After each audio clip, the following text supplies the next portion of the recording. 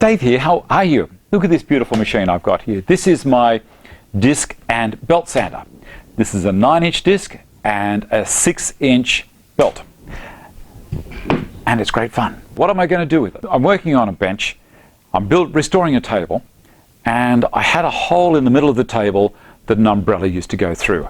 And I thought, don't really want to leave that there, so I had to create a disc to plug the hole. So I zapped a rebate in with the router, 1/2 inch by 10 mil deep, and then I had to create a disc out of cypress pine to slip straight in and try and look as close to as possible the existing. So I was scratching my head and going, oh, how am I going to do this disc? Do I do it with a jigsaw or then try and fluke it with, you know, on the top of the belt here?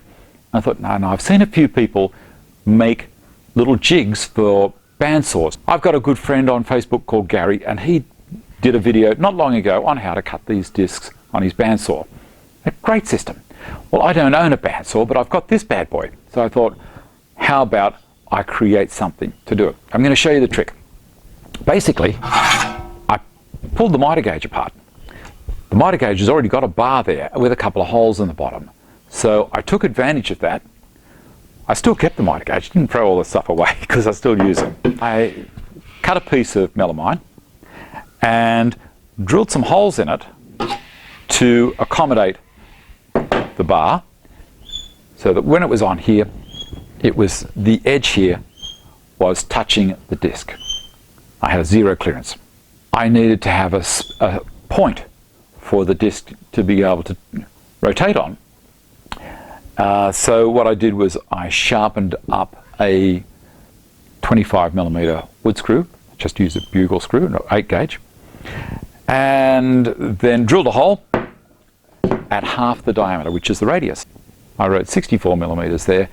In the center, which is 32mm away from the edge, I drilled a hole, countersunk the other side so that that little screw could fit in, and I sharpened the screw on my bench grinder so that I wouldn't have the thread interfering with the piece of timber that I'm creating that disc on. I had to create a square that was 64mm. It's no good being bigger because otherwise it would be bumping into the disc and this wouldn't work. It just has to be exactly the same distance away from there. The square has to be 64mm in total.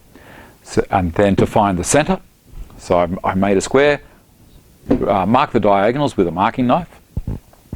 Then I drilled a 2mm hole into the underside of the disc, around about 4 or 5mm into it.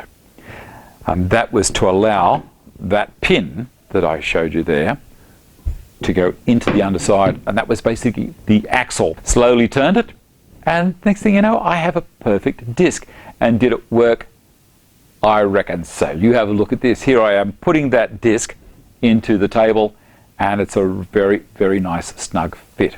So thank you, Gary. You inspired me with your video on cutting the wheels for your models, which are immaculate. I achieved a beautiful result. Thank you so much. So there you go. That was just a quick tip. I'm still going to do the review on this thing. This is a great machine. If you want to subscribe to the channel, there's the link up there. The subscription button's just below the screen here.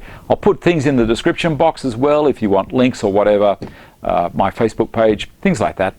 And keep on coming back. We're having fun. See you next time.